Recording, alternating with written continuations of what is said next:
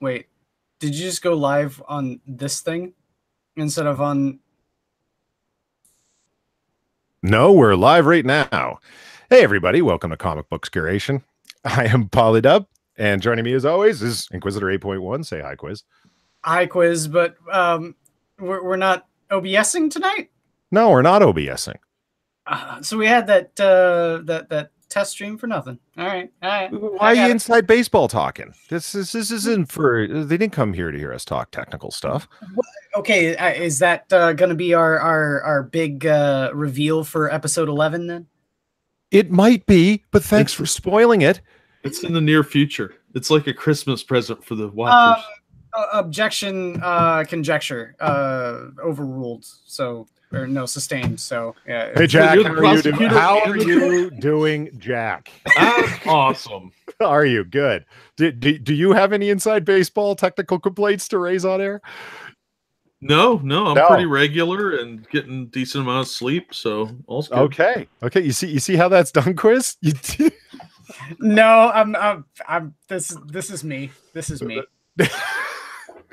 So anyway, welcome everyone to our super happy Friday lucky No.1 Funtime stream, because I couldn't think of a better name, so that's our name.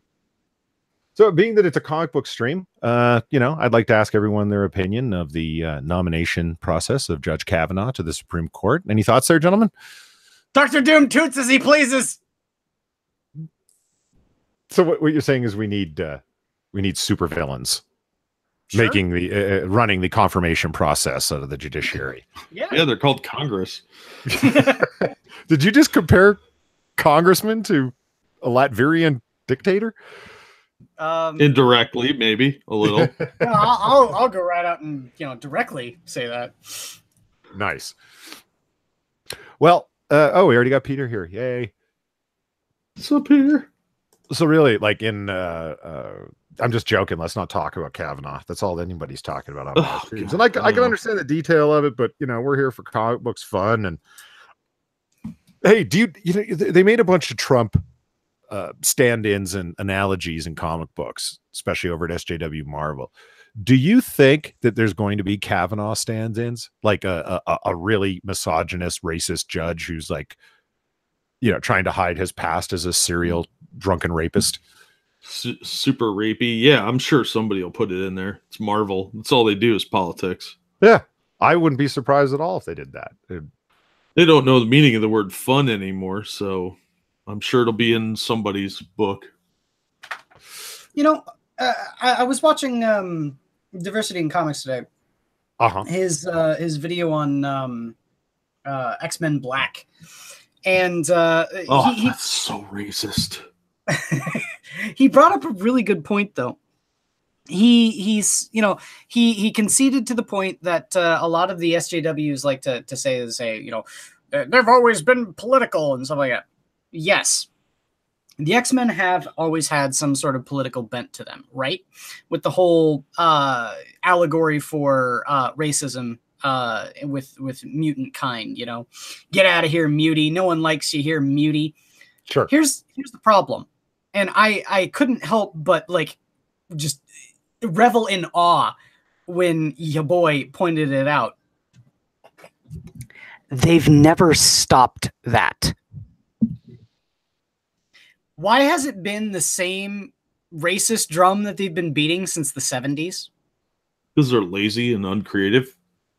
I mean, you could write in a decent allegory that's critical of politics the way it is today if you had people that were writing decent stories. I mean, you could have things like the border situation, spin it even left wing and have it be a decent and good story.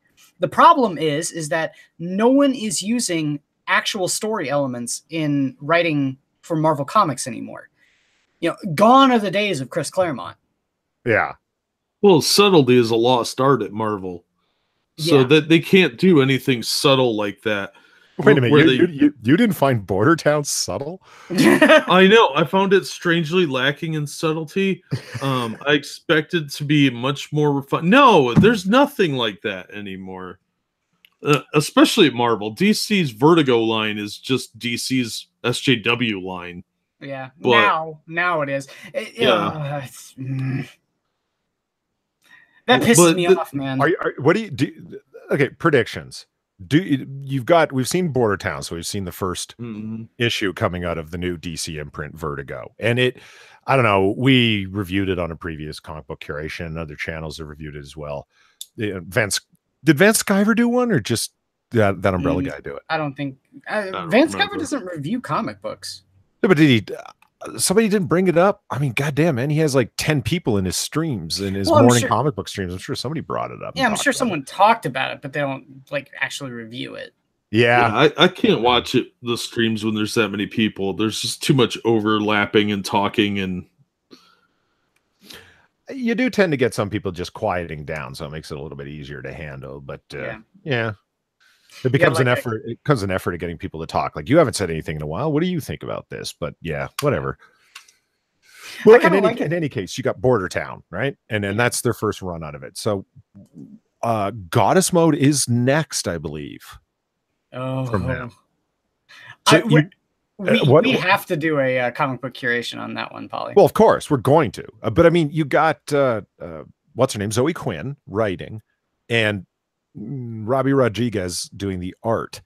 Do you think it's going to be as, air quotes, subtle as Border Town? You think it's going to be like full retard or not? Oh, it's Goddess Mode. I mean, you couldn't, given the single panel that we've seen from it, the cover, there's as much neon pointing out the levels of fucking bias in that comic as there is on the goddamn cover. That book is going to be nothing but politics. You actually think so, though? Like, yes. I could. Yes, I do. That's all Zoe Quinn can do. Well, I don't know. I think they'll throw in some butt stuff because Robbie Rodriguez is drawing it. Well, yeah, and Zoe Quinn did nudes, but let's not talk about that. Holy shit! I just searched for Goddess Mode on, like, just did an image search for it. You get a lot of really strange leather-clad BDSM stuff. Do not Google. Anyway. Now I am definitely Googling. My safe search is also turned off. That might have something to do with it. I was just looking for the cover. Why can't I find the cover? Goddess Mode comic Vertigo? You want me to show the cover? Yeah, if you got it handy. Yeah, I do. Let me just do that. Of course, Quiz has it just waiting, Well, I'm the one that's memeing during the goddamn stream, so yeah. Inquisitor, there you are. Man, that is just the colors are pretty, but it really doesn't look good. What is this book about? What is it about? It's about women getting power or something. I don't know. I remember reading about it, but it was pretty forgettable. Well, I'm just saying, from this image, what is this book about? It's about a lady with a deformed arm, and she has a mace, and there's some lights, and that's all I got out of it.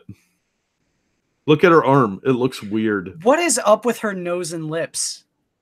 I assumed she's she's a gelfling. That's what I got there. She's going to the Dark Crystal to get her amendments or whatever so she can vote. And she's gonna beat up the patriarchy Sketis on the way. Okay. Yeah, with a big phallic symbol. Yeah. Do you... I don't know. I get some heavy duty Tron Legacy vibes from that comic. Yeah. Like, no, Tron Legacy was good. Well, not everybody agrees. I happen to like it. I liked it because it was a sequel to The Big Lebowski. Well, we walked around. Really? That was Digital the Dude? Yeah. We walked around in the same outfit the entire time. Well, yeah, he's got a point. He was walking around that goddamn robe. Let's put it this way.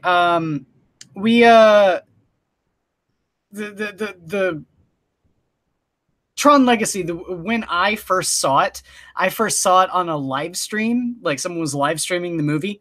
with a whole bunch of people from 4chan. So with a whole bunch of just random assholes from 4chan, we were watching this movie, and so the chat was just exploding with people making fun of it the entire time. My favorite bit is when Clue fought oh shit, what was his name? The Jeff Bridges' character. The dude? Well, let's just say it, the dude. Yeah, what was his name? His arcade was named after him. Flynn, yeah. When Flynn fought Clue at the end of the movie, someone said, "Yo, dog, we heard you like bridges, so we gave you Jeff Bridges fighting Jeff Bridges on a bridge." Oh, Jesus Christ. That is the most memorable thing about that movie to me. I don't know. There can be no question that the production design and costume design, it won an Academy Award, didn't it? Holy fucking memorable! The way that it looks is just fucking gorgeous. We've drifted way off topic here. No, we have. I know, but I want to get back to Vertigo for a second because I want to ask you guys a serious question. Mm-hmm. How many issues do you think these books are going to run? 4 to 6. You mean, are these first named to be series then retconned as limited edition runs going to run for their limited edition run? Yeah, I think they probably will. Yeah, 4 to 6. For those of you who don't know, that is a common thing. Unfortunately, it has become a common thing. Like we're going to introduce a series, and it's not doing, and we're going to claim it to be, and all outward signs are that it's an ongoing series, meaning unlimited. We'll cancel it whenever we decide to. No end in sight. And then it's not doing very well, and we'll retcon it and claim that, oh, we only ever intended it to be a 3-issue, a 6-issue limited series. And that sort of avoids the embarrassment of canceling a really low sales comic. But that's more of a Marvel thing. That's why I was curious how DC would handle this if it tanks really bad. Because I haven't seen anyone say they like Border Town in a serious way. Yeah, they've done that too, though. They just do it a lot more quiet. You know, I brought it up in private, and so I guess this is the first time I'm going to actually do it where we're recording it. Mm-hmm. There's a book written by Gail Simone I actually liked, and it was put out on DC Vertigo. It's called The Clean Room. For all intents and purposes, I thought that was going to be an ongoing series for a while, but they stopped it after issue 18. Right. They ended it, and they didn't say anything more. I don't think there's anything embarrassing about saying that you like something that Gail Simone did. Bill Sienkiewicz did lots of things that I like. I can look at Tom King stuff and say that I really like it. I don't see a problem with that. It's like, what are you guys doing on social media? What is it with you putting politics in your comic? Those are the comic book. Those are the complaints of Comicsgate. It's not, we have always hated your art. It's, what the fuck are you doing with your position inside the industry, turning it into a social club, claiming it to be a community, not an industry, or acting like it's a community, not an industry, accusing Comicsgaters of wannabe gatekeepers when you're engaged in gatekeeping every day on social media, calling fans every name in the book from alt-writers to Nazis, and actually saying, no, I don't want your money, which is ridiculous. I mean, those are the complaints of Comicsgate. Don't call me a Nazi, write good stories, right? That's something a Nazi would say. I don't see a problem. Like Gail Simone, you have politics and you're very passionate about them. Fine. What does that got to do with your comics? Well, me as an artist, shouldn't I be able to cram your bullshit down people's throats in a way that totally disrupts your storytelling ability and makes makes a whole bunch of people really dislike you because you won't stop? Yeah, there's something wrong with that, dummy. Yeah, I just nailed it. She wants to be able to push that on people and force them to listen. Yeah. Because she knows better than you. She's a better person than you. I'm fucking better than you. Fucking better than you. So better than you. Let's go ahead and say it. Why isn't she like have her own comic book? Anna Kasparian should be like Captain Judgment. You know, I would so read a comic written by Anna Kasparian. You don't even know. No, I'm saying written about her. Oh, And it would- about her? Oh, that would be Yeah. good. Yeah. You know, at I night, don't think Shrill Nag would be a good selling title. yes, she would. It would be like Banshee from the X-Men. She opens her mouth and everybody just like shatters and eardrums pop and shit. Well, like shit. Banshee was the guy. You're talking about Siren. Anyway. Is there really a difference in this Fucking analogy? hell, man. It's the same dude. It's like, you know, Iceman and Ice Guy. Is there really a difference? Like, here. Siren is a woman and Banshee We is have a no guy. evidence of this. Oh, we don't know how they identify. Yeah. For all Nobody we know, has it was a asked bunch of Banshee. cishet white males back in the day that were assuming their character's gender. You don't know. Yeah. Here, See, check I this- get in tune with all of my characters through a psychic. check this out. Spider-Man's stealth suit. It's not very stealthy since it glows. Yeah, I know, right? But tell me this was like some artist just didn't see Tron Legacy and went, hey, Yeah, that it looks totally cool. saw Tron. But Tron the Spider. the way that it works is like those parts glow, and it's for the sake of the audience that they glow. What actually ends up happening is the entire suit disappears, and Spider-Man himself can see the glow. It glows in like somewhere off the visible spectrum. And the reason why is because he's not only invisible to you, he's invisible to him too. So he has to have those parts that he can see, so he knows where his hands and his arms are. So, okay, a quick little search here. I've got a visualization of what an Anna Kasparian comic book would look like. Oh, let's see. Hold on. Well, that's old Anna Kasparian. That's a little less sexy than I was hoping for. You know, like Anna Kasparian, like that would be her Bruce Wayne. That's what she looks like during the day. Yeah. And then Captain Judgmental Pants would be, have like a domino mask and like a hold on, let me see where A ruler to hit the patriarchy with, and she'd ride into battle on a brown buffalo. Yeah, it would be like Battle Cat and Cringer. You know, the buffalo's very nice during the day, and then she hits it with the power of Judgy Skull, and it turns into like this big armored beast. The power of women's suffrage compels you. I'd write that book. Where is that? Oh, and we even know what the buffalo would look like too. Let's see. Well, that would be his Cringer before he gets all armored up as an actual buffalo to ride around. Now, here, check this out. This is the Please never show me that image again. here's Anna Kasparian in her. See, during the day, she is mild-mannered, well, incredibly shrill and evil-mannered, large-nosed, brown-haired Anna Kasparian. But at night, she becomes thin-nosed, blonde-haired Anna Kasparian, Captain Judgment. Taking down with the power of patriarchy. resting bitch face. Like, I find her kind of weirdly attractive, probably because she's yelling at me. And that's a little bit of a fetish sometimes. But well, yeah. She's just so there's abrasive. What the fuck? God damn it! Why? Okay. And we've Peter given- says, hold on, just real quick. Hold that thought. Peter says, I'd fuck late night Anna. Yeah, well, hey, Cracked, what's up? Yeah. A lot of people would, and this is the idea. And I'm just putting that out there. This is a suggestion. I don't know this to be true. I'm just judging off of the available pictorial information. For a woman who says that she's very proud of her ethnicity, she's very proud of she's, hold on, help me out here. Armenian. Yeah.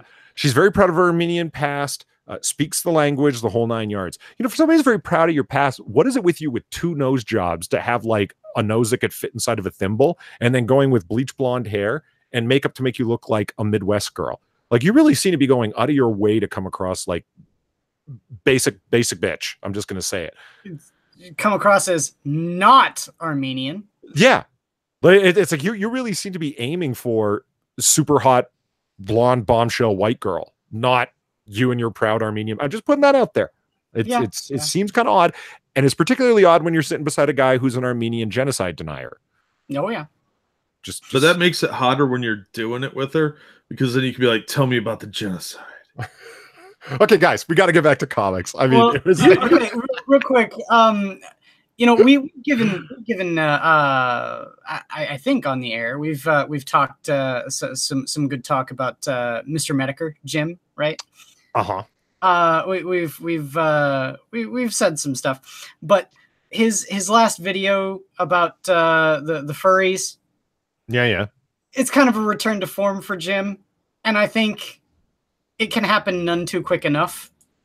This is also what came up in that search. You can't really see it, and I can't really blow it up too well, but that's Anna Squirrel Girl TYT Furry Squad.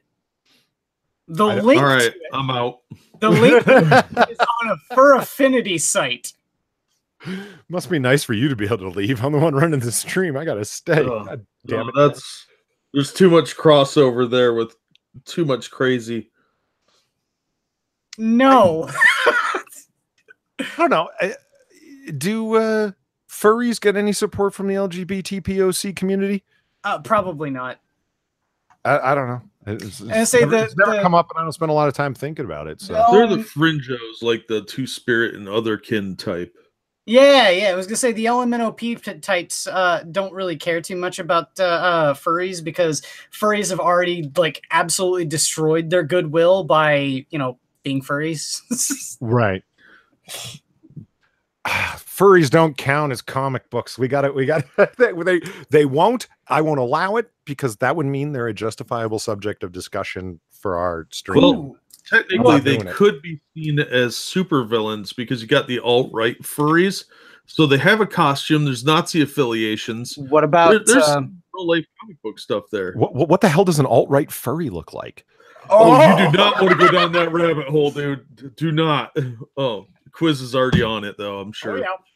Somebody already asked me like a week ago, does Squirrel Girl count as a furry? And I was like, I'm not doing this. I don't want to have this conversation. I don't want to know. No, she does not. But you know who does? Count as a furry? Mm-hmm. Sasquatch? Tigra? No. Remember Sasquatch from Alpha Flight? Yeah, he's still around. Well, was just a Sasquatch? Like, that was the whole thing? Well, Sasquatches are a cryptid, not a furry. But Howard the Duck. What about Howard the Duck? Howard the Duck is technically furry. He's an anthropomorphic duck. Yeah, but no, a furry has to be a human being inside of a costume, no? No, that's not how that works. No. Rocket Raccoon would probably fall in that too, then. Well, kind of, yeah. So you're trying to say any anthropomorphized animal is a furry? Yes. Dude, Bugs Bunny is not a furry. You're crushing a lot of hopes and dreams and building a hate group against us. Well, there's a hate group that already is formed. So, this is what immediately comes up when you look up alt furry. Alt furry. You know what? We're not talking about fucking furries anymore, guys. I didn't bring it up. Let's move on to topics that matter. This is the kind of stuff that people came for. Hold on, bring it up. They came for this shit show. There we are. I don't know what you're talking about. Bo, the character in She-Ra and the Princess of Power, will have two dads. That's what people want to hear. And they made him black and took away his mustache. But he still has the big heart. Yeah, but he should have had a big honking 70s porn stash. So he can fuck male She-Ra? Yeah, whatever, I'm not going to watch this trash. You got this. It's like Karen Fukuhara, I'm going to say Fukuhara, who voices the character of Glimmer. And in the new revamp of the 80s kids show, let's slip on a panel that the character of Bo will have two dads. That's Karen Fukuhara. Fukuhara, of course, right. That is Karen Fukuhara. Yeah, that sounds a lot better and reads a lot better. Cue some self-conscious shutting down from everyone else, not wanting to scare the horses, but you heard it here first, semi-confirmation. Okay, now hold on. Self-conscious shutting down from everyone not wanting to scare the horses. What the fuck? What am I missing there? What is that? What? It's moral panicking about, oh my gosh, there's 2 gays. It's the gays. Oh, people are going to get all their panties in a bunch. Okay, so why is he referencing horses?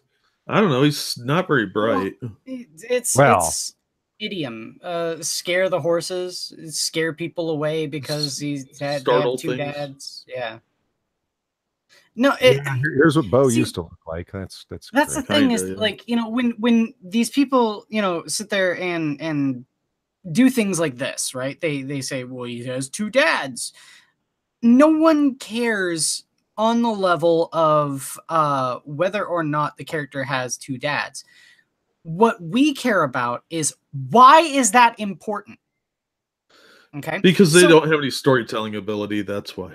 Like, does anyone remember if Bo on the original She-Ra, like his parents ever came up? Probably not. Well, it doesn't matter. I guess they're all incredibly younger, so it doesn't matter, because this is the major rub of all of the representation argument, right? Mm-hmm. You can say that it's quote a good thing to have gay representation in a piece of fiction, right? Right. But does it also matter if there's heterosexual representation? I would say no, because a lot of the stories, when you look at any sort of story, unless it's about specifically a relationship, any other sort of relationships, when it comes to the correlation of like characters' backgrounds, like a character's parents, it doesn't matter if they are straight or gay, because at that point their relationship isn't the story. So that sort of like peppering in a little bit of quote facts about that character, right, just making it that sort of thing, it makes it a token, and it makes it an absolutely useless fact that has absolutely no bearing on the story whatsoever. If anything, it's more insulting to the people who are gay at that point, right? Yeah, they're minimizing it. Yeah, that's the double-edged sword about this whole retarded, absolutely fucking retarded, go ahead and call me ableist, I don't care, retarded argument of this representation bullshit. It makes no sense. And this wasn't the first time that somebody's had 2 dads on TV. For example, Stacey Keegan had 2 dads in 1987 on a show called My 2 Dads. And it was Paul Reiser and Craig Evigan. That was a great show too. Are all the male characters in this show drawn with wing mascara on like that? I think so. It's pretty feminine. Yep. The show's not that Bo was ever the most masculine character running around with a big red heart on his arm. Yeah, I was gonna say, Polly, do you see a lot of guys walking around with hearts on their clothing? Dude, I mean, that seems very metrosexual to me. Mm-hmm. If Gordon Goodbrother there has the heart and he looks very effeminate, you know who could rock it? The dude with the handlebar mustache, because he looked like he'd beat the crap out of you and call the rest of the village people to come beat the crap out of you. All I've got to say, man, one of the most manly men in history, right? The person that you can think of, at least visually, Roosevelt is Halford. I was gonna say Freddie Mercury. Nope, Rob Halford is way more masculine, and he was as gay as it gets. Hellbent for Leather. He named an album Hellbent for Leather. I was just saying, man, Freddie Mercury was a really fucking masculine looking dude, and he was gay as fuck. I think the lead singer of Judas Priest is going to win that one. So I'm sorry, Teddy Roosevelt is far more manly looking than Freddie Mercury. I'm just saying. Yeah, but Teddy Roosevelt wasn't one of the gays. So no, he wasn't. But that wasn't Quiz's question. Like, who's the most masculine person you can think of in history? Well, I would have gone with Genghis Khan then, because he was banging everybody. Mind when Quiz is thinking of manly men. Holy shit! Well, let's. That's in recent memory too. Teddy Roosevelt's not recent. In the global scheme of things, like as far as geology goes, it was a blink of an eye a second ago. There you go. See? Thank you, Jack. Okay. You're welcome. Polly's floundering. He needs all the help he can get. I do have no, Batman's dick. We'll save that for a minute. Oh god. And No. yeah, there's more stuff about Batman. I do have pause Batman's dick. No, it's we were doing enough depressing news, so let's go to something that's actually pretty cool that I didn't know about. Jack had heard all about this, but I didn't know. What? Batman the Animated Series coming to Blu-ray? Fuck yeah. I didn't know this was happening. So does that mean that I have to buy it again? Because I already have it all in DVD. I know, but you're gonna do it, aren't you? With a big fucking smile on your face. I know. Probably. I'm the guy that actually went and got the special edition of Assault on Arkham, so that I've got the Harley Quinn little desktop figure and the Killing Joke on Blu-ray, so that I could have the Joker right next to it. Nice. This is gonna be digitally remastered. You get a bunch of little bonus stuff. It's gonna be awesome, dude. That's end of this month, man. That's October 30th at the limited editions available, and I want the limited. I have a digital edition that I bought from perfectly legitimate sources, and but I didn't have a physical. Shut up! But I do have a physical copy of it. I do not have a physical copy of it. This is the one to get, man. But I'm a big fan of the soundtrack of this. I'm a big fan of the series in general. To have both the audio and video remastered in 1080 Blu-ray, I am so there. This is fucking at least sweet. From the picture there too. It also comes with Mask of the Phantasm and Sub-Zero. Yeah. Where do you bottom left corner? Bottom left corner, right next to Joker. Oh, of course. Right. Yeah, that's the disc for Mask of the Phantasm on top. And that's Sub-Zero on the Sub-Zero right behind it, yeah. Holy shit. Do you see I didn't even notice this, the little bobbleheads. Yeah, the Pops figures. Yeah. Those things are weird looking. I don't like them. I don't know. Is that what makes a special edition special? Like, if it's the Mask of the Phantasm Blu-ray and Sub-Zero, I'll get it. But if it's just the Funko Pops, I don't really care about the special edition. No, I'll throw the Funko Pops in the trash. I hate those things.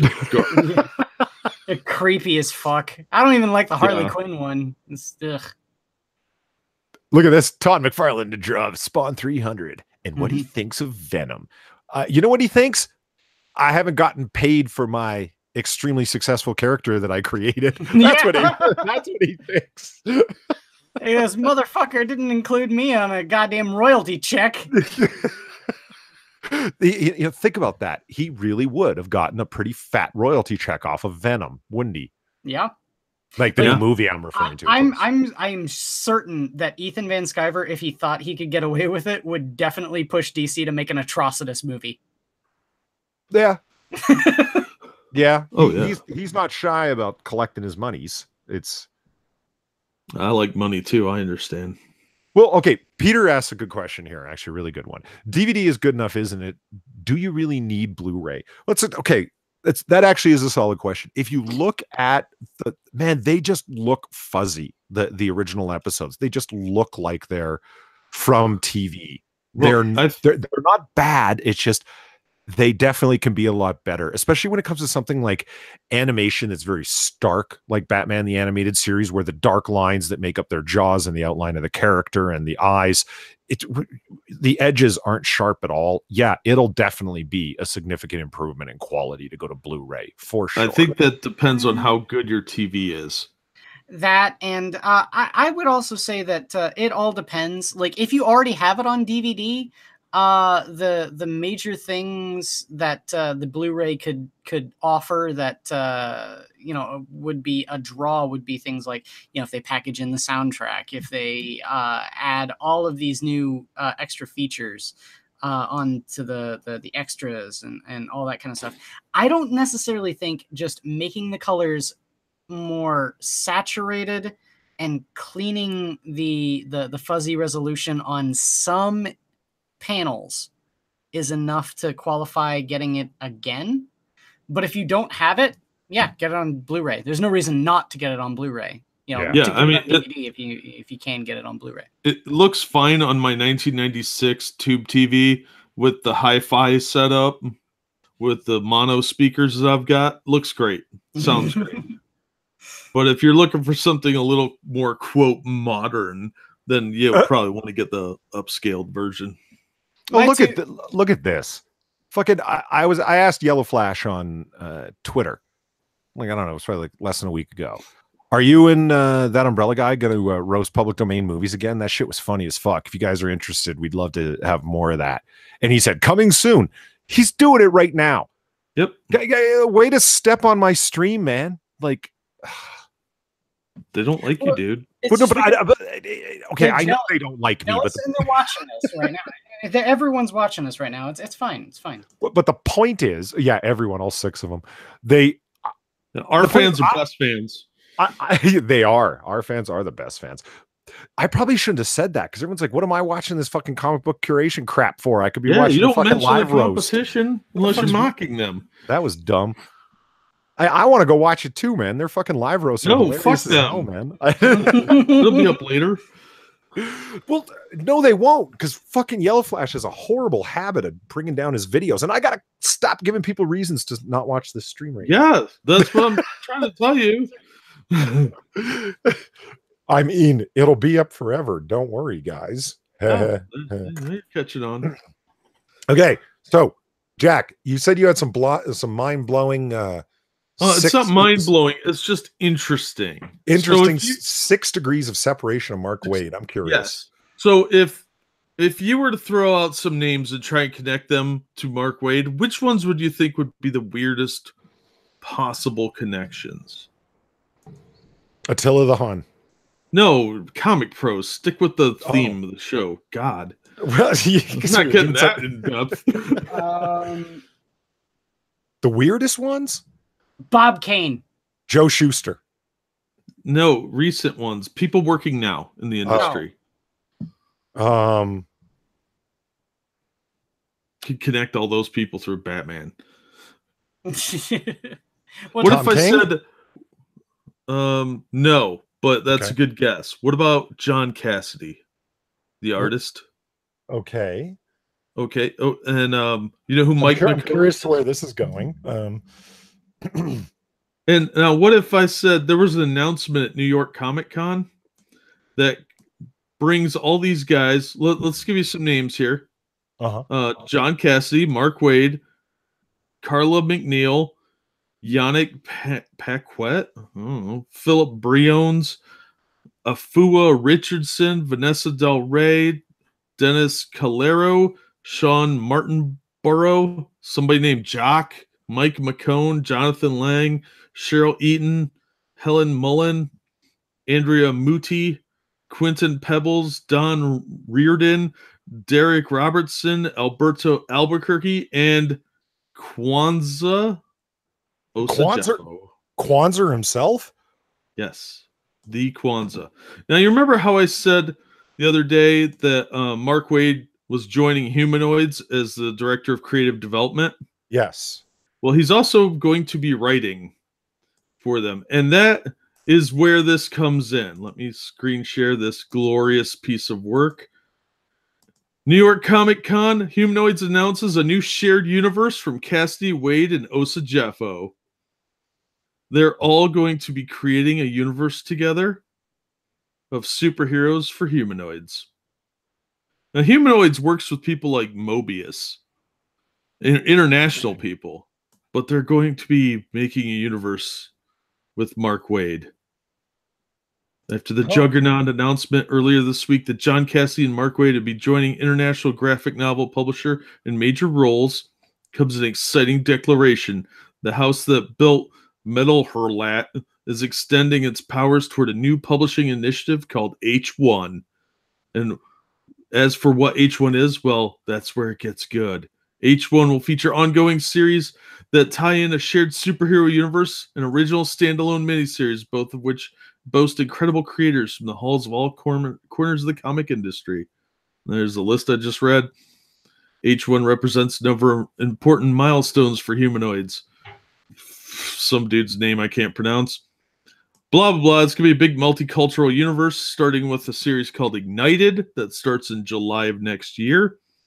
They're planning this out. Notice the sweet, sweet hairdo here. Oh, yeah. Here's your red flag. Oh, look, a minority with green hair.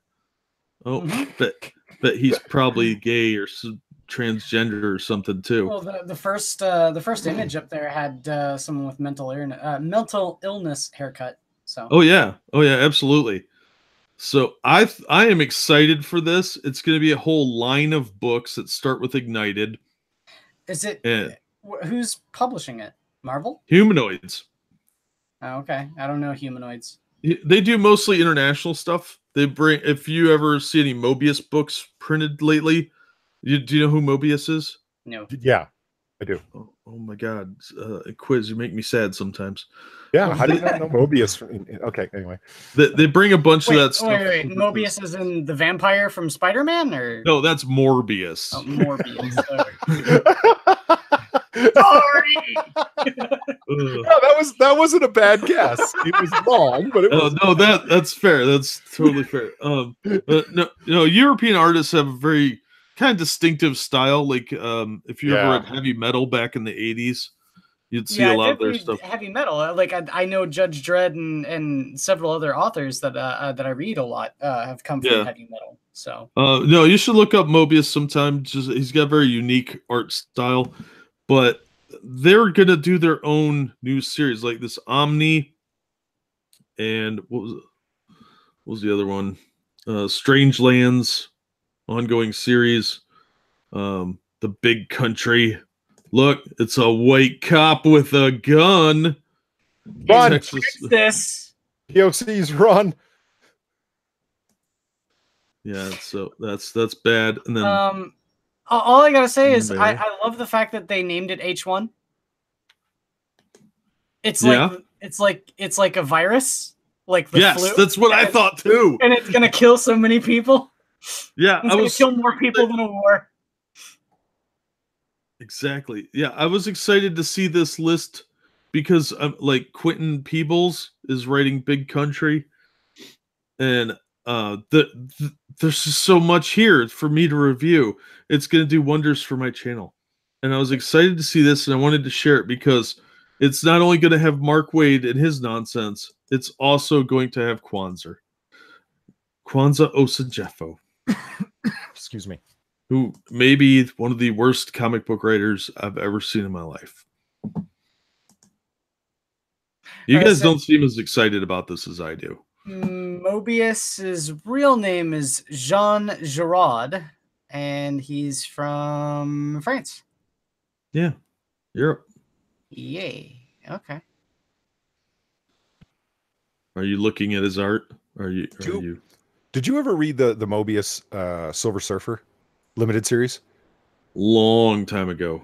It was pretty good. I know what you mean by like very particular European style of art. Yeah, it is. Wild interpretation of the way the Silver Surfer looks and the way New York and Galactus even look. The great story, worth looking into. I like his extremely detailed characterization.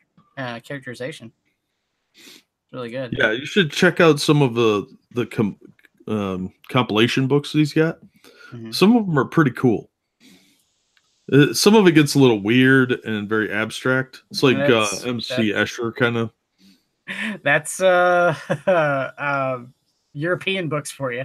Yeah. European comics are a real mixed bag. So you're talking about Silver Surfer there, Polly. There's Mobius's Silver Surfer. With Galactus, too. Yeah. Yeah. See what I mean? It's a really wildly different, not wildly, but just it's got such a particular look to it. It's, I mean, really like his hatching. I was just about to say, the man doesn't believe in inking. He believes in hatching, which can work really effectively, you know? Yeah. But not everyone can pull that off. No. So, like, did you guys read Verse? Or Verses, I guess it was. It was an image book, lasted like 5 issues. I'm guessing that's a no. No. All right, hang on. You know what? I'll use that as my pitch today. So we'll get back to that. Okay. But yeah. So I was excited to see all these creators that hate me on the internet all together in one studio that are going to make books just for me to mock. Yeah. Makes sense.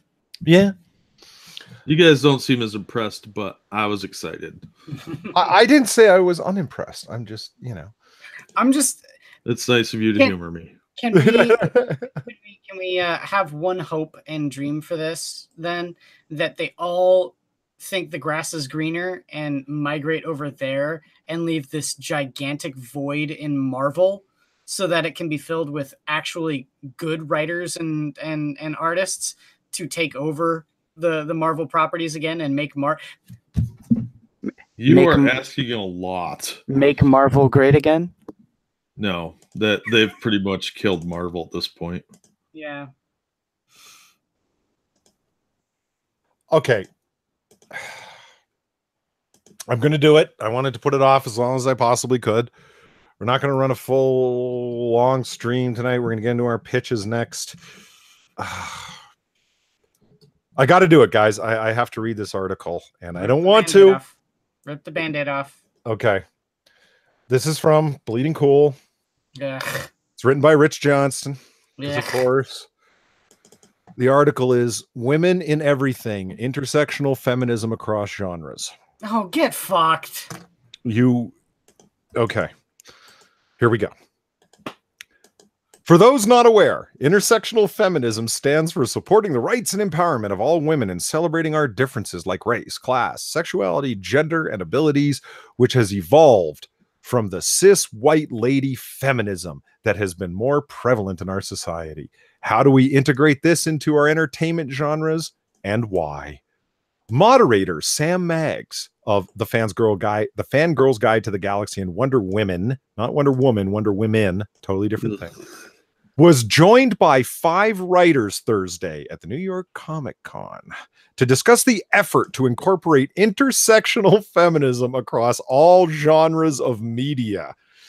Wendy Zhu of Mooncake's Dream Daddy, Jill Pentozzi of ThunderNerdyBird.com and a pop culture journalist, Christina Stewart of Lineforge Comics, Archival Quality, Charlie Jan Anders, co-founder and co-editor of blah, blah, blah, and Susanna Polo. Know that name?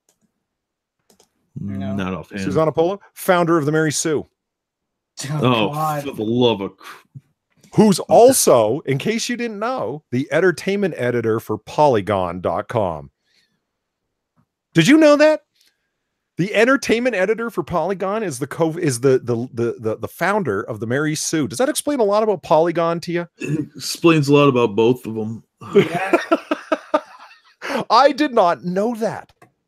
I didn't either, and I kind of wish I still didn't. I'm not bringing up this picture of wackos. There's one lady with pink hair and another crazy. They're all crazy look. The writer spoke briefly on how both women in pop culture have influenced them as children and about the moment they realized that their internalized misogyny was an issue.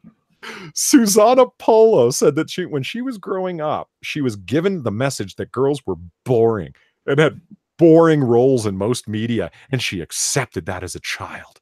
Well, that's on her. Well, I know, but no, this is society's fault. Don't you understand? I'm sorry your dad didn't hug you enough. That's not society's fault.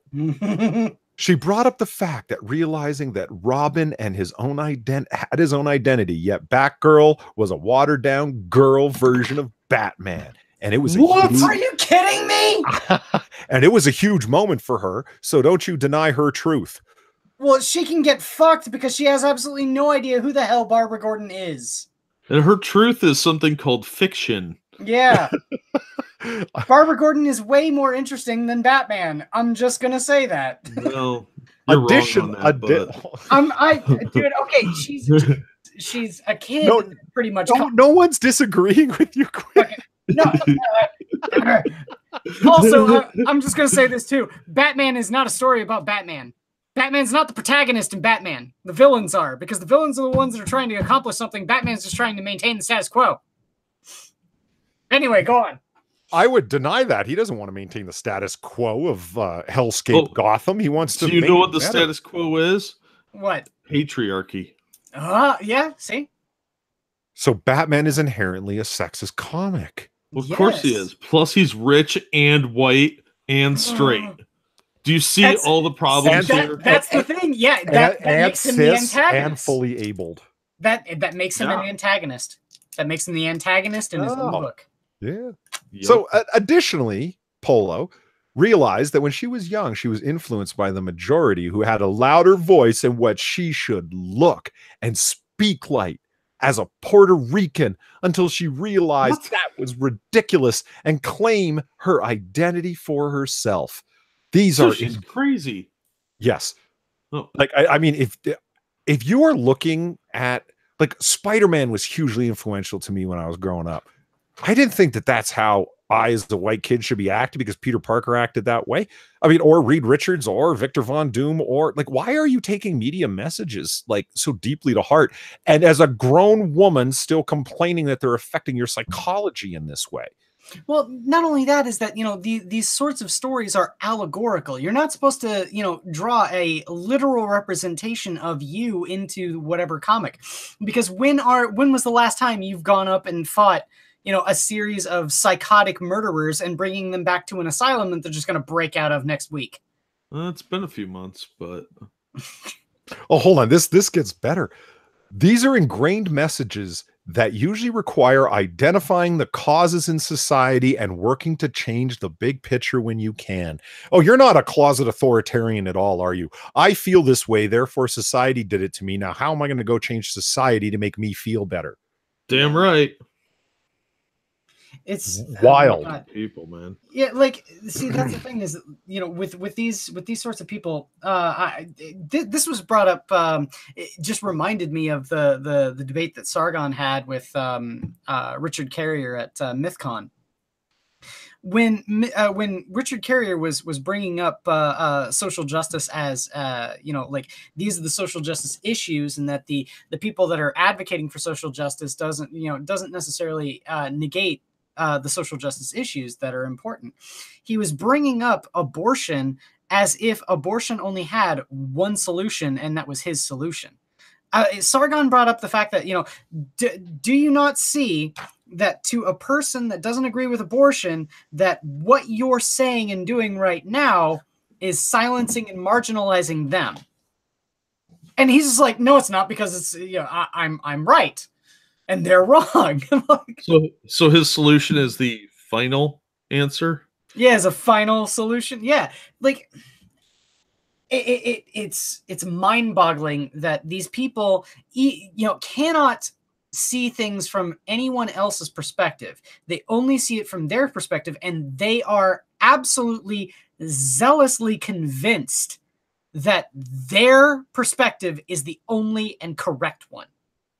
Yeah. Well, I think a lot of that comes from being told how special and wonderful you are all the time. Yeah. Because then you can't be wrong because you're special. You're better than other people. I'm fucking better than you. Full circle. All right. Let me just pile on through this. We could... okay. Wendy Zhu. We're already mad, Polly. Yeah. I know. Wendy Zhu was asked if she identifies as a feminist or what that word means. Quote, "My first instinct when you asked me that was, don't put me in a box because I've been put in a box all my life. You're this and you're that. You're Asian. You're a girl. You've been all of these things. I would never put intersectional feminist on my Twitter profile, but I think the ideals are obviously really important or I wouldn't be here. For me, the word is so loaded because I associate it with whiteness. I feel like personally, I almost don't want to claim it, even though I believe in equality, obviously. I'm trying to figure out how I feel about that word, all of the implication it has for women of color and everything else that mainstream feminism has left behind." Like, you horribly racist bitch. Like, your entire worldview is governed by skin color, and the notion that your fifis because what somebody may or may not say about you, and usually your projections upon them and what you think they're saying about you because you're Asian, don't mean very much. You are not an oppressed person. But I come across oppression in the form of two intersections, because I'm a woman and because I'm Asian. What the ever-loving hell are you talking about? No, sorry, I said I wasn't going to pile through this, and I'm just going to continue on. She went on to speak about how active listening, which was a major point that several panelists also drove home, and is certainly the key to making any kind of social progress. It takes a consciousness of effort for most people to stop and truly listen without their fears and preconceived notions getting in the way, particularly if you've lived your life as part of the majority. Active listening, a panel of 6 women telling you how the world works and how society needs to change, and you need to stop and listen without any preconceived ideas. And go back to what I said before. Closet authoritarian much? When I'm talking, you listen. It's funny that you're supposed to listen, but they don't listen to you. That's exactly what I'm saying. It's like this whole active listening thing is a social power grab, like so many far left progressive ideas. And I want to get into the whole left thing. It's a very particular kind of worldview where I'm going to come up with these ideas where you could be racist, but I cannot. You have to listen, but I don't have to. I'm like, you know what I mean? It's a whole series of social power grabs. But if you look at them from a societal standpoint, if you want a good example of the type of mentality you're dealing with, watch a sovereign citizen video. Same mentality. I have you need to listen to me. Okay. That's exactly what they sound like. When they're speaking to, say, a cop who's pulled them over, you mean? Like, yeah. It's fine. They were just traveling. Yeah. Like I don't have to abide by society's rules, and no matter what you say, you're wrong, and I can do whatever the hell I want. It's fine so long and as then they get traveling. confused when they realize they don't have any real power. You want to talk about the stupidest woman I think is there? That would be Charlie Jane Anders. Charlie Jane Anders. Yeah, I've met a girl named Charlie before. It was uncommon, but yeah, it happens. Yeah. Parents wanted a boy. Maybe that was the beginning of it, huh? That's where her anger began. Like it. Yeah. So Charlie Jane Anders feels that as a white creator, she absolutely has a responsibility to represent everybody in the world around her, but noted that in doing so, it must come from research that is required to respectfully and accurately portray these characters. Like you have been surrounded by people that have pushed this idea upon you. You are talking as this is like a mea maxima culpa moment for her. It like I look at me and my morality, and I'm going to knuckle under to these people and their systems of oppression comments. Jill Penatozzi was reminded of something she recently learned about the Twilight films and Stephenie Meyer's insistence that all of the good vampires be white. Apparently, the descriptor, quote, porcelain skin was a deal breaker for her.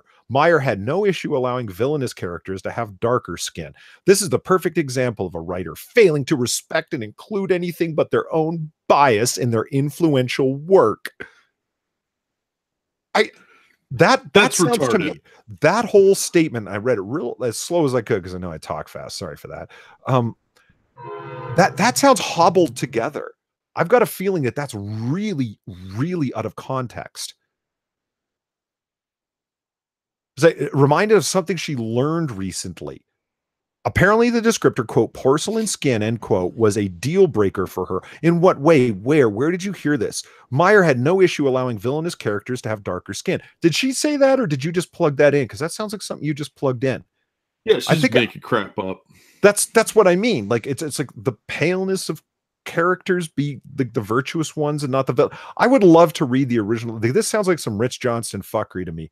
I don't think you need to be a particularly sharp or smart person to realize when somebody's playing fast and loose with their word choice to get a particular point across. This is Johnston fucking around.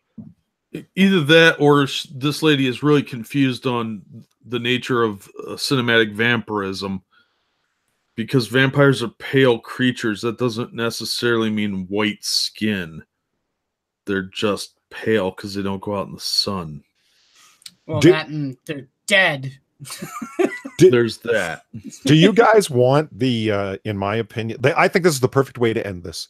This is a double middle finger from Comicsgate to statements like this. This is how this article ends. And, oh, this is fucking perfect. Thank you, Rich Johnston, for summing up the consumer revolt that is Comicsgate so well. Quote, at the end of the day, intersectional feminism means wanting equality for people of all ethnicities, genders, races, abilities, queerness, sexuality. If you don't want that, I feel like that makes you maybe an asshole. Yeah. Because, he's not advocating for equality of straight white men. Well, it says makes an asshole. Yes. Sam Muggs actually said this, not Johnston. He is quoting her. Sam Muggs said, summing up the panel and the ideals perfectly. What sums up the panel perfectly is we want equality between all ethnicities, genders, races, abilities, queerness, and sexuality. What does that mean particularly? By allowing us the authority to claim who's on top, who's the oppressor, who's the oppressed, when it should be happening, what your comic books and movies and Stephanie Meyer's work. I've got no love for Twilight or Stephanie Meyer, but it sounds like you just fucked around there to make a point about a major pop culture success like Twilight. I mean, you know what I mean? It's like we can find something racist in there, and over here, and over there. The Mary Sue, that's literally what they do all day long, and they put it behind the shield of all we're after is equality. But your theories are inherently racist as fuck. And if I don't agree with you, apparently I'm maybe an asshole. Fuck you. It goes back to the Frankfurt School philosophy, though, that the revolution can never end. So they have to keep finding things to be upset about so they can continue to gather more power and influence. If the revolution ends, then you have expectations. So their goalposts are constantly having to move so that they constantly have something to fight for and complain about. So even people that are on their side, like Stephanie Meyers, they're going to go after her for some random new indiscretion that they find verboten, and they got to do a book burning of some kind. I love the attacks on white feminism, so-called white feminism. It's like you're not their friend.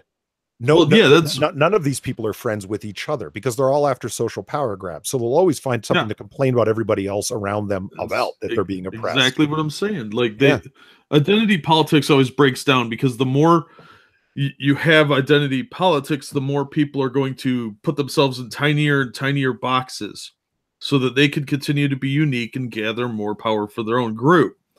So you start out with just a general movement, and then it works down into various subgroups, and eventually they all turn on each other like some really messed up Ouroboros, and they're just going to destroy themselves. That's why it can never work. And it's funny watching them go after themselves like this, because people that would normally align with them, they're just destroying. And that means their movement will be destroyed eventually. And that's why I think Charlie Anders is the dumbest person there. Because she's the first person, like I, as a woman, as a white woman, don't understand all of these problems. And what I really need to do is spend a lot of time writing characters as the people around me on this panel would have me write, and making sure that my white oppression isn't hurting any. That's the dumbest thing you can do, because you will never live up to a standard that is constantly moving. Yeah, because who is she as a white person to write the voice of a person of color? Ever. She doesn't know their lived experience. So even if she writes it exactly how they want it, she's still got the wrong skin complexion. And let's get away from the I hear you, and let's get away from the idea that you got to be could a black man write Captain America? Yes. Ta-Nehisi Coates is not one of them, and it's got nothing to do with him being black. It's got to do with him being a racist. That's it. Yeah, Christopher Priest did a great job on Batman or on Captain America. So, I mean, that guy's written everybody, and he's a great writer. But they would have him believe now that he can only write black characters. So, long line up to write Black Panther, I guess. Yeah, that's why he dropped out of writing comics for a long time. And his Deathstroke work is fantastic. I don't been reading Deathstroke. Do it. I don't even understand that. It's God. They've taken all the good words. You can't say it's toxic because that word has just been ruined for me. But like everything you're talking about is just poisonous up there, people. Like everything you're saying is just ugly as shit. And you end it with what we really want is equality. And if you don't agree with that equality, you're kind of an asshole. And it brings it back to Comicsgate. I would actually go. What do we want? Tell good stories. Don't call me a Nazi. Your stories are not going to be further. I would say that a lot of these people are just evil, not necessarily in their intentions, but in their actions. Look at the way Mark Waid infiltrated himself into the whole thing with Antarctic Press and Jawbreakers. To go and undermine someone like that is evil. You inserted yourself where you didn't need to be. You hurt someone's reputation. You had an entire group of people attacking the press. Antarctic Press and going after them, and you publicly announced it virtuously. I think that's evil. I think that was an evil act to do. You interfered with someone else's livelihood, was several people's, and made grown men cry. That's not cool. And made grown men cry. God damn it! Yeah, I hear you. So, but he literally did. He came down so hard on. Was it the founder or current owner that Zach was talking to, where the man was actually shedding tears over the pressure he was under? Yeah, I think it was the. Well, he's definitely an owner, but he might be a founder. I'm not sure. All right, guys. I really should have ended with Batman the Animated Series coming out on Blu-ray, huh? Not that. I gotta. You guys gotta remind me. We gotta end on a good note, on a good story before we move on to pitches. I mean, Peter's fine. He's out there. He just got a 6-pack. He's cool. I don't have a 6-pack. I'm sitting here stone sober having to deal with this shit. All right. So we are going to move on to, we got to wrap this up because I got to run out here real quick. So it's time for pitches. Guess who's up first? Quiz. You're only supposed to guess. You don't actually have to go first. No, you're supposed to go first. Oh, well, you said guess who goes first, Quiz, as in, hey, Quiz, guess who gets to go first? Okay, fine. You're being asked. Guess who goes first, Quiz? The answer is it's you. I'll go first if you want, Quiz. Yeah, it doesn't really matter. My pitch today is inked by Sandra Hope, I think is her last name. Yeah, Sandra Hope. Pencils by Walt Flanagan and written by Kevin Smith. Nice. Batman Cacophony. Oh, nice. I never got around to reading this. I know you lent me a copy, but I never got around to reading it. Yes. Is Walt Flanagan's dog in it? I don't know. Yeah, it's a fun story for me. I don't know. I do like Kevin Smith's writing. This is far from the only comic that Kevin Smith has written. This was the first Batman, though. It's a 3-issue miniseries. It's out in trade paperback. You can find it really easily. It's essentially they gave Kevin Smith dispensation to create a new supervillain, one that crossed over and was a major antagonist during his time on Green Arrow. The name of the character is Onomatopoeia, where he just mimics sound effects. The very first thing, like in the beginning of this issue here, is a shootout between Deadshot, Onomatopoeia, and the Joker in Arkham Asylum, which ends with Deadshot getting shot in the head, Onomatopoeia breaking the Joker out of Arkham and giving him a whole bunch of money and setting him free, just to cause Batman a giant pain in the ass. Oh, okay. Sounds good. It's a great story. I really like it. And there's also a follow-up to it, too, that ends frustratingly. I may pitch the follow-up next week or something. Or what year is this? Let me see here.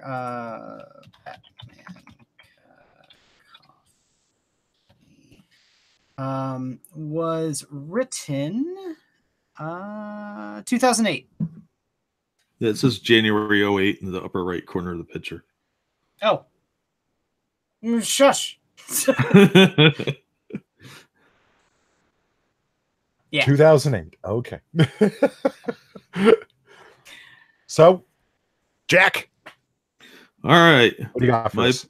My pitch. I'm going to go read Cacophony. I want to read that. That was a successful pitch because, like I said, you lent me a copy. I haven't gotten around to reading it, so I got to get on that. I'm going to go with Versus. This is written by Ivan Brandon and Ebad Ribic, something like, I can't pronounce names. I think it's Assad Ribic. No, whatever. So this is a story about a planet where war is now entertainment. They have this big battle dome where they have wars all the time. And we follow the main character as he's going through. His name's Flynn, and he's going through and fighting. He's an all-star. He gets injured, sidelined for a while, and he's going to lose all his sponsorships.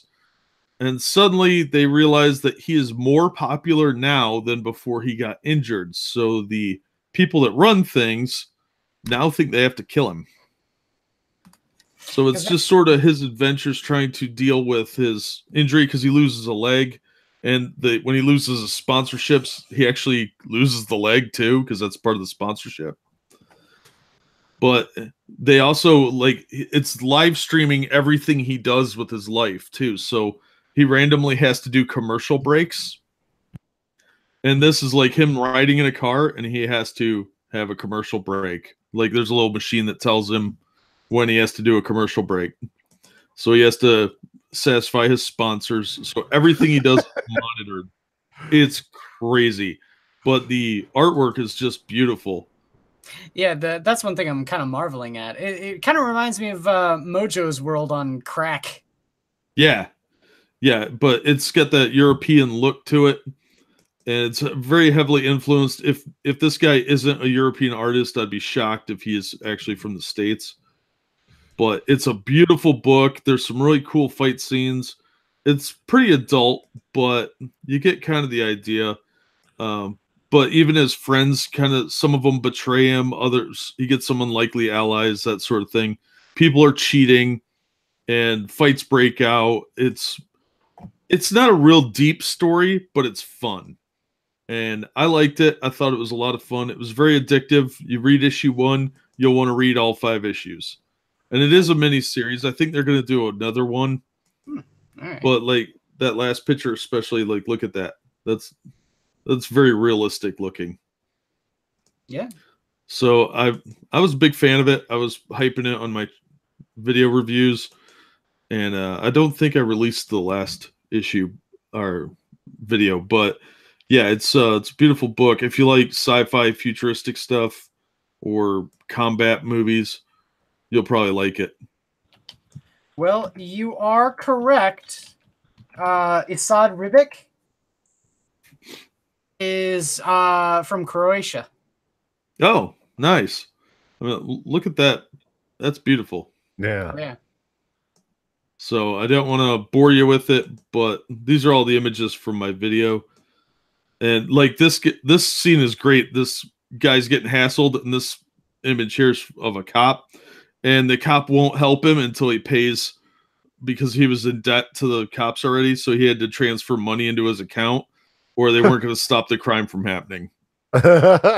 Jesus. I'll read that. Okay, well, I need to go and read something that this guy has done. I'm just looking through his bibliography here. He's got a series called Warrior Nun Ariella. Yeah, that's been around for ages. Yeah, from Antarctic Press. Yeah. Yeah, I need to read this. Yeah, there's a lot of crossovers. There's one crossover with Razor from London Knights. Mm-hmm. I've got a copy of that somewhere. He drew X-Men Children of the Atom 5 and 6. Did he really? Yeah. Children of the Atom was, yeah, okay. Great series. What was Crimson Nun? That's another one of the Warrior Nuns. Oh, okay.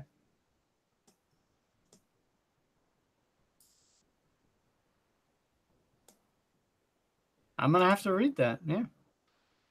Yeah, they're very manga-ish. It looks a little manga-y.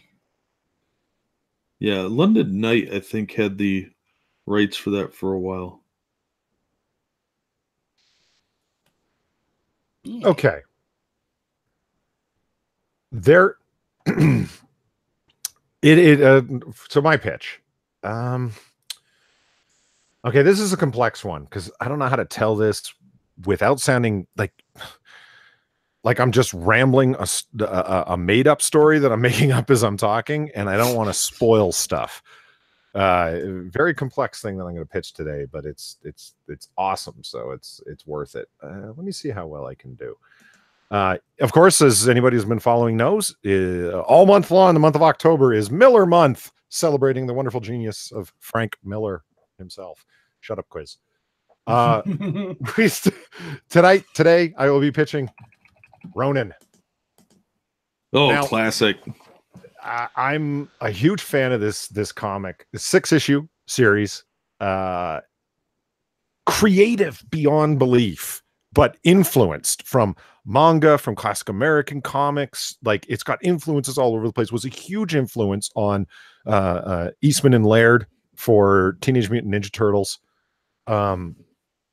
It was an influence upon the way Daredevil ended up getting written with his ninja aspects, and you see a lot of proto Sin City stuff in terms of the art coming out of Frank Miller. This is both written and drawn by Miller, with art by with colors by Lynn Varley, longtime collaborator with Frank Miller. And the palette is very pastel-y muted, I guess would be the best way to say it. So how would I describe this story? Not easily. If you've read it, you know how baffling it could be to describe. Yeah, it's pretty complicated to try and explain. I guess the easiest way to say it would be, it starts with a hero, a Ronin in ancient Japan. That's where that character comes from, a masterless samurai or Ronin. But the story does take place in dystopian post-war hellscape New York. The main character is a guy by the name of Billy Chalice. Billy Callis. I'm not sure how to pronounce his name, but Billy. He was born without limbs, but he has an extremely powerful mind, and he lives in a complex where there is an artificial intelligence by the name of Virgo that is attempting to use Billy's mind, is the best way to say it, use the power of Billy's mind. What ends up happening, this is going to be not exactly what happens, but just to get the idea out.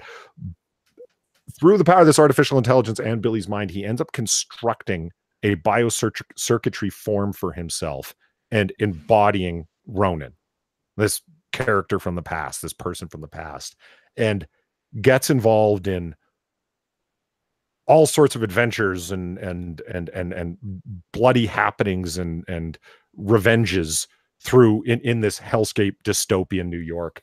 It's extremely complicated. Well, it's quite complicated. It's not extremely. If you read it through with Miller's narrative, it makes sense because he layers one thing on at a time, and there's no trouble following it. It's just really difficult to describe it briefly and succinctly. What you do have going on is incredible elements of Japanese samurai lore combined with all sorts of Ghost in the Shell techno-isms. It's a very influential work, and if you look at the art, like I said, it's very proto Sin City, I think would be a good way to describe it. You see that Miller's still very much into anatomically realistic people, but it is still very there's a lot of impressionism in it. And like I said, I don't know if muted pastels would be the best way to describe Lynn Varley's coloring job here, but it is not your average coloring. It's meant to have an impact upon the reader. Here's Billy himself, as he's hooked up and in the complex and dealing with Virgo. I don't know, Jack, did I do an even close job to kind of making some sort of sense of it? Yeah, it's mainly a book about revenge and defeating the reincarnation of your master's killer, stuff like that. I'll say this looks a lot better than SimCity and than SimCity. I threw links to all of our pitches because they're all in trade paperback from Amazon in the description. If you live in Australia, it might be under Amazon UK, but you'll get the idea. Yeah, and we always like to say, like, yes, this was an original 6-issue, and the digital edition that I bought has I do have the original comics, but they're off in poly bags somewhere. This is poly bags. It's like carpet bagging with polydub. But I have them as all separate issues. But yeah, it's absolutely been collected, and that would be a great way to read it just straight through as one clean narrative through all 6 of them. It is a great martial arts story, complex story, lots of future cybernetics in it. Like I said, you get the techno manga influence on it, but traditional Japanese lore, and it's told by, this is Frank Miller at the very height of his narrative powers, just rocking it. So it's a great addition to Miller Month. There's a really good deluxe edition hardcover that's only $20 right now, American, on Amazon. Really? Yeah, it's worth the money. That's the one I've got. That's a lot of pages for $20. That's a good deal. Yeah. Nice. Okay. So there it is. There's my pitch for the day. Hope, and the other pitches as well. I'll say I haven't read Ronin, so I can't berate you or praise you there, Polly. I did have my reaction image all loaded up just in case. Well, hopefully, despite my kind of confusing description of it, it at least caught your interest a little to want to read it. It was. Oh, no, it did. Yeah, that actually sounds pretty good. And it was. Yeah. I guess the year's important. 1983. This was the heyday of creative comic. Like, risks were happening left, right, and center. Chris Claremont was doing all kinds of strange stuff. The black and white boom hadn't even popped off yet. This is a time when people were just doing weird stuff and influences all over the place. And people were taking big risks. Like, if you really want to look at another Ronin thing, look at Godzilla and Red Ronin. Not quite the same as what you're describing, but it's King of the Monsters. You can't go wrong with Godzilla. Well, yes, you can go wrong with Godzilla. What am I saying? I was going to say the Matthew Broderick Godzilla? Yeah. That was a pretty awful movie. 98, 99? When did that movie come from? Who wants to remember? Pretty terrible. That's like, there's the common internet meme sort of thing for Tourette's guy. Whenever the Police's Every Breath You Take comes on, he goes, "This better be a Puff Daddy version of the song, not that Sting piece of shit." I immediately think the same thing when Kashmir comes on. I think that when Goodbye Horses comes on. On that note, Peter says it sounds a bit like Animus and Assassin's Creed. I don't know. You guys are more, especially you, Chris, are more of a gamer than I am. Does it? Is that comparable? It does. It because of that, it kind of sounds like Ubisoft ripped off Frank Miller. It really does. Probably did. Frank Miller really opened the door for a lot of creative people because he was so talented. He was able to get away with a lot more. I think that was published under the Epic line, which was the adult titles at Marvel, and most of them were crap. Well, Ronin was published through DC. Oh, was it? Oh, yeah. My bad. But you saw a lot of the big stuff come out between like 1980 and 1986. You had V for Vendetta, you had Watchmen, Ronin, Batman Dark Knight Returns. There was a lot of really experimental stuff coming out at that time that, like Polly said, just you probably couldn't make a lot of that today just because it'd be too politically incorrect. God, I don't even want to talk about all the things that are politically incorrect in just Watchmen and Dark Knight Returns alone. Yeah, I mean, V for Vendetta too. Yeah, and Ronin. Cultural appropriation. Right. I prefer V for Vacation. Oh yeah. Remember, the 5th of November is 4 months away. Get your tickets now. And Deco said, nice clickbait on Twitter, you shills. What? Sarah Pazzini did come up in this stream right now. Right now. Yeah. What? Tell me more. Well, Sarah Pazzini is a New York detective who came across the power of a gauntlet referred to as the Witchblade, a centuries-old magical device that endowed her with a lot of powers. And she's also hot as hell and a beloved comic character that has been around for some time. And thus was there. I know. What clickbait? What are you talking about? I remember the crossover between Devi and Witchblade, which was a very multicultural book because Devi was an Indian character who had the power of a goddess, and Witchblade had a magical gauntlet, which did what make her boob bounce funny or whatever, and it was really neat. See, there we talked about it. Yeah, Cracked. If you want to put a link for Frank Miller on Amazon, shoot. Yeah, absolutely. Yeah, I did that like 5 minutes ago. Well, I think that's a scroll up one for the author, Frank Miller. Did you put that up, or did you put it up specifically? No, I'm too lazy for that. That required 3 more button clicks. And everybody loved that thumbnail, from what I understand. So I know I loved it. I'm not gonna. I won't apologize for liking beautiful women, sir, or fine art. I mean, fine art. Oh my god, I just saw this. Tom Taylor is doing the Friendly Neighborhood Spider-Man series. Tom Taylor is? Yeah. Yeah.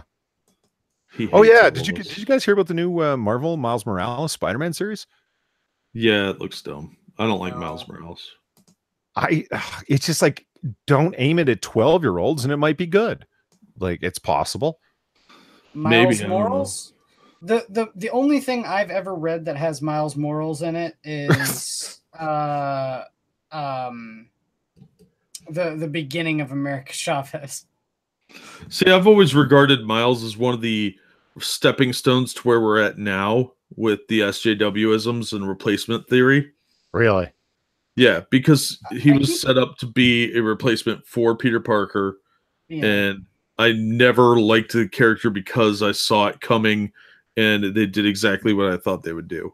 You know, I don't mind somebody having spider powers. I mind when it's like, it is Spider-Man, just not Peter Parker. That's lazy. And that's exactly what they did with the Ultimate Spider-Man. Isn't that all of the Spider-Mans, though? No, not at all. Because it's not Spider-Gwen isn't just Spider-Man, just with Gwen. Well, Spider-Gwen sucks too. Miguel O'Hara is not just another Spider-Man. Spider-Man 2099, Miguel O'Hara. Yeah, but that takes place, in 2099. So Spider-Man's long dead. But they took up the mantle. They did meet up in like a cross-time caper sort of thing. Yeah, that was actually a pretty good issue. It was. But I mean, he's an interesting character that's absolutely distinct from Peter. He has spider-like powers and is influenced by the historical character of Spider-Man, but it's distinct enough that you could tell there was, creativity involved. Spider-Woman is a Spider-Man. Is she not? No, she has a different power set. Yeah. She has a Spider Blast, which is like an energy blast. Spider Blast. Yeah, it's like a spider bite or something like that. For all those spiders one of your favorite characters is a Robin Hood ripoff in green tights. What the fuck are you complaining about?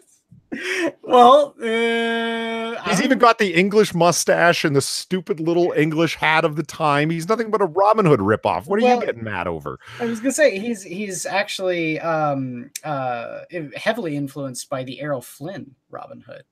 They even bring that up in the comic. He was a rich boy. Which one are you yelling at? He was a rich boy that really got obsessed with the Robin Hood movie, and then developed his moral code after going through some extreme hardship. So yeah. All right. On that note, before we start pointing out more flaws in Quiz's logic, we will we'll wrap this one up. All right, chat. Thanks for coming by. Thanks for listening to us ramble. Hopefully the pitches were ideas were something that you might like, and which will lead me into my final thought, which is, as always, support your local comic book shop. You can go through Amazon if you can't find it there, but you can find used editions of so many of these collected editions that we pitch at your local comic shop, or maybe something else that might catch your attention. If you find a character particularly interesting, or a writer like Frank Miller, very cool, grab other stuff that's there. And used collected editions are always less expensive at local comic book shops, so give them a shot. Quiz. As always, look for outside of normal sorts of avenues to find comics. You've got plenty of brick and mortar places that you can find. There's conventions that happen all year round, all around the country. Even small towns get conventions. You've also got things like flea markets, aftermarket stores, all sorts of places where you can find comics. Unfortunately, comic book stores are a slowly dwindling and dying industry, and is not being helped by the current climate of comics. So that's sort of your stopgap. Nice. Jack.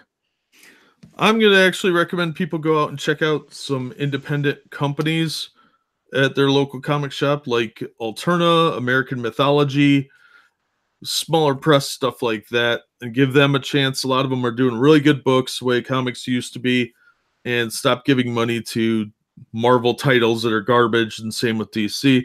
Try something different. There's some really good stuff out there. You and bringing up Alterna is a good point. You can, I mean, comic books are, unless it's something you really want, dropping $4 or $5 on a single issue is a tough hit, especially when you're just looking for a 22-page floppy read, right? But Alterna represents like a great option there. Newsprint, they do it far less expensive. They've cut their overhead in a whole bunch of ways, and they offer issues for half that. And they've got a lot of great writers and great stuff going on. And remember, they're under attack by anti-comic skaters for what again? Saying don't mass block people on Twitter. That makes them alt-right, guys. Seriously. Yeah. Comics pros all over are hating on Alterna Comics because they say don't use block bots and blockchains, meaning mass block people depending on who they're following. They're following someone you don't like, well, you can block everyone that follows them. And because they said we don't want our creators doing that because it's blocking tens of thousands of fans for no good reason, they're a bunch of alt-right Nazis. And they've got a lot of really good independent stuff through their line. Like I just finished reading Blood Realm right before we went on, and it was this weird woodcut type thing. I'm going to do a video on it, obviously, but it was a lot of fun. And for $1.50, I didn't feel ripped off. So think about that. You can do 3-to-1 for a $5 Marvel comic with Alterna. Oh, yeah. And if you want to spend $4, pick up Zorro, Swords of Hell, issue 1 from American Mythology. It's $4. It's a Zorro book. They've also got like a bunch of Edgar Rice Burroughs properties, and they do kids stuff too, like Casper and Woody Woodpecker, stuff like that. So there's a lot of other stuff out there that is great for all ages. And Alterna is one of my favorite companies right now, just because of the price point, and they actually make interesting stuff. And there it is. All right, chat. Thanks for listening. If you enjoyed what you saw here, it sounds shilly, but remember, like, share, and subscribe. Seriously, if you know somebody that's into comic books and they might like the pitches or have fun with the comic books conversation, share the link. Tell them to come on by. We'd be happy to have them. We love interacting with chat. On that note, everybody, have a good Friday night. Peter, enjoy that 6-pack. I'm thinking about going and getting one now. My local liquor store is still open. All right. Have a good night, guys. Bye. Bye.